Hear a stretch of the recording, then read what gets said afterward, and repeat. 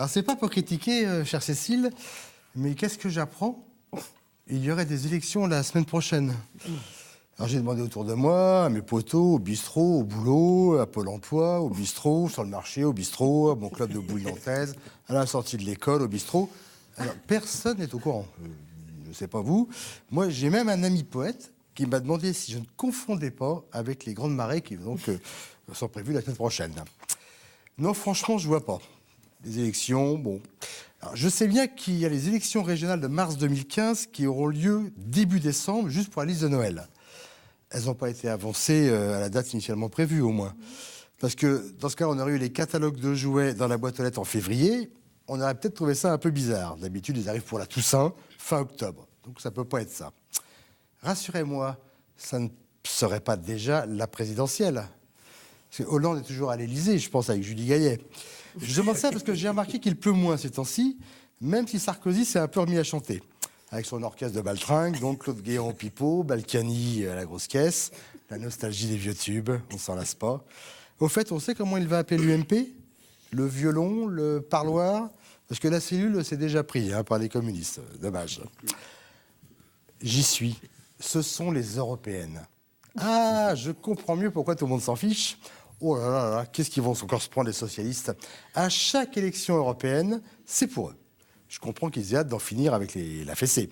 Pauvre Hollande, ça finit par ressembler à des sévices, un vrai truc de maso. Il va finir par ne plus pouvoir s'asseoir. Ils vont être obligés de faire le congé des ministres debout, dans le genre buffet mondain.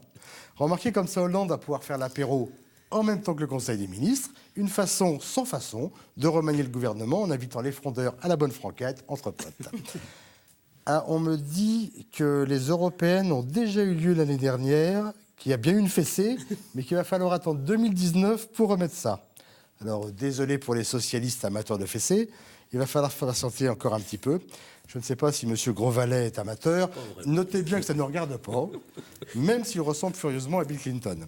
Les socialistes sont malgré tout des êtres humains, comme les autres. Ils ont droit à une vie privée. Il n'y a pas que DSK qui a une vie sexuelle au Parti socialiste. Mais je m'égare.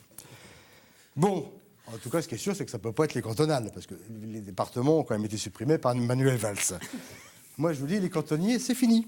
Encore un petit métier qui s'est perdu. C'était sympa, les cantonales. On choisissait son cantonnier. Ça avait un petit côté comice agricole, avec les discours en vers du sous-préfet.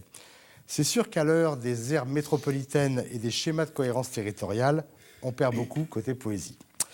Non, vraiment, je ne vois pas. J'ai bien vu que les résultats ont déjà été publiés, pourtant. C'est vrai que ça, c'est difficile de ne pas être au courant. Ça ne peut pas être faux, tout le monde en parle. La presse, la télé, le bistrot, la radio, Internet, le bistrot. Il paraît que l'extrême droite fait 30% des voix dès le premier tour, rien que ça. 30%, sans déconner. J'ai même un ami poète qui m'a demandé si je ne confondais pas avec les grandes marées. C'est pour vous dire. Moi, très franchement, je n'y crois pas. Les gens ne sont pas si bêtes, même en groupe, même au bistrot. Franchement, quel intérêt de voter FN au niveau du département? Eux-mêmes n'y croient pas, ils font campagne sur les thèmes nationaux. Alors attention, je dis ça, ça n'a rien de politique, entendons-nous. C'est juste une question de bon sens près de chez vous. Observons. Que je sache, c'est très très difficile à dire, Daesh n'a pas encore envahi la Brière. Ils sont quand même pas dingues à ce point-là, les djihadistes. L'île du Mai n'est pas l'île de Lampedusa. On ne tire pas plus à la Kalachnikov à Méan-Parouette qu'à Castellane à Marseille. Peut-être moins. Désolé les amis, mais les lignes blanches des départementales ne seront pas plus blanches. Ni les arbres de la forêt du Gave, plus de souches, parce que vous allez voter FN. Et puis, franchement, ce n'est pas parce qu'on va voter Le Pen à Saint-Naz que Poutine va nous acheter plus de bateaux. Faut pas rêver, Vladimir a beau être blonde, la marine a ses limites. Et puis, les Carlila ne se prononcent pas Leïla. C'est dommage d'ailleurs, ce serait plutôt joli, le réseau de transport Leïla. Si vous êtes réélu, M. Clinton, vous devriez y penser. Enfin, moi, ce que j'en dis, tout le problème, ce sont les sondages. On a l'impression d'avoir déjà voté. Du coup, on ne sait plus qu'il y a une élection la semaine prochaine. Les sondages sont une vraie migraine pour la démocratie.